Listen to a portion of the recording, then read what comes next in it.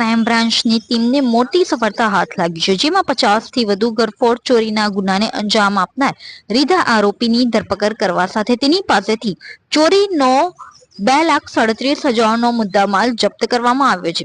Surat crime બ્રાન્ચની ટીમે અથવા લાયન્સ નવી કોર્ટ બિલ્ડિંગ 3 રસ્તા પાસેથી આરોપી વિજય ઉર્ફે કદર હિંમતભાઈ મકવાણાને ઝડપી પાડ્યો હતો. આરોપી મૂળ અમરેલીનો વતની છે તથા પોલીસે તેની પાસેથી રોકડા રૂપિયા 1,50,000, સોનાનું બ્રેસલેટ, એક આઈફોન તથા ગરફોડ ચોરીના સાધનો, લોખંડનું પોપટપાણું, ગણેશો તથા પકડ વગેરે મળી કુલ રૂપિયા 2,37,950નો મુદ્દામાલ જપ્ત કર્યો છે.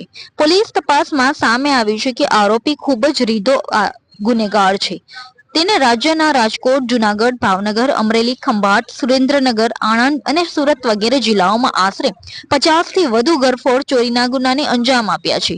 આરોપી ગુના આચરવા અન્ય કોઈ ઈસમને સાથે રાખતો નથી અને પોતે એકલા હાથે જ ગરફોડ ચોરીઓ કરતો હોવાનું પોલીસ તપાસમાં સામે આવ્યું છે. સુરત ક્રાઇમ બ્રાન્ચ દ્વારા અનડિટેક્ટ ગુનાઓ શોધી કાઢવા માટે સતત પ્રયત્નશીલ હતા. એ દરમિયાનમાં ક્રાઇમ બ્રાન્ચના police inspector SN Parmar, PSI KH કુવાર તથા PSI MD મહિડાને એક બાતમી મળી હતી કે એક ગરફોડના ગુનાઓમાં સંડોવાયેલ વિજય ઉર્ફે કાદર સન ઓફ હિંમતભાઈ મકવાણા આ મૂળ ભાવનગરનો રહેવાસી છે અને આમ ઓરિજિનલ અમરેલીનો છે. એ અહીંથી સુરત આવેલો છે, જેને અઠવા પાસેથી એને પકડી પાડવામાં આવ્યો. એની પાસેથી 1.5 લાખ રૂપિયા રોકડા, ચોરી કરવાના સાધનો, એક મોબાઈલ, આઈફોન વગેરે મુદ્દામાલ મળી આવ્યા હતા. આની પૂછપરછ કરતાં ખબર પડી કે આ આરોપી ખૂબ રીઢો ગુનેગાર છે. અગાઉ 34-35 ગુનાઓમાં પકડાઈ ચૂક્યો હતો અલગ અલગ જગ્યાઓમાં, જેમાં ગીર સોમનાથ, જુનાગઢ, અમરેલી, ભાવનગર, રાજકોટ, સુરેન્દ્રનગર, સુરત, અમદાવાદ ગ્રામ્ય અલગ અલગ જિલ્લાઓમાં ચોરીના ઘણા બધા ગુનાઓમાં સંડોવાયેલો હતો.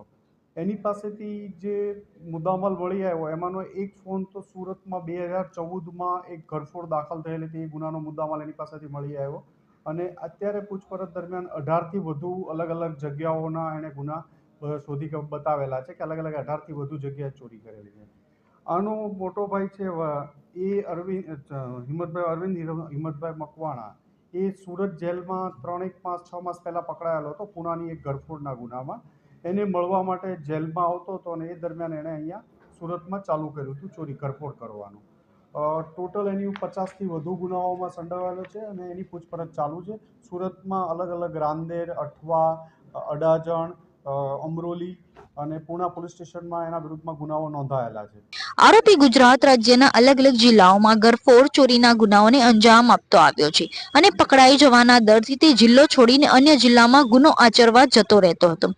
આરોપીનો ભાઈ ચોરીના ગુનામાં લાજપોર જેલમાં કેદ હોવાથી આરોપી તેના ભાઈને મળવા છેલ્લા 3 મહિનાથી સુરત શહેરમાં રહેતો આવે છે અને જુદી જુદી જગ્યાએ ગરફોડ ચોરીઓના ગુનાને અંજામ આપી રહ્યો છે. આરોપીએ છેલ્લા 3 માસમાં સુરતના અથવા લાયન્સ, રાંદેર, પુણાગામ, અડાજણ અને અમરોલી વિસ્તારમાં આવેલા 18થી વધુ દુકાનો, મેડિકલ સ્ટોર તથા ક્લિનિક વગેરેને ટાર્ગેટ કરી ગરફોડ ચોરીના ગુનાઓ આચરેલા છે. વધુમાં આરોપી સામે અગાઉ 33 જેટલા અલગ અલગ ગુનાઓ પોલીસના હાથે પકડાઈ ચૂક્યા છે. શું તમે શરીરના સાંધાના દુખાવાથી પીડાઈ રહ્યા છો કે પછી તમે કોઈ સ્પોર્ટ્સ ઇન્જરીથી પીડાઈ રહ્યા છો? લકવાની બીમારી બાદની પીડા સહન કરી રહ્યા છો? શું તમને સ્પાઇનલ પ્રોબ્લેમ છે?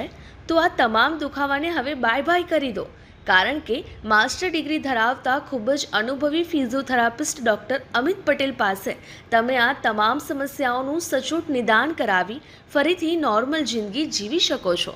તો સરનામું નોંધી લો. Comprehensive care centre, DD street, library પાસે, અનુરાગ સારીઝની લાઇનમાં, નવસારી.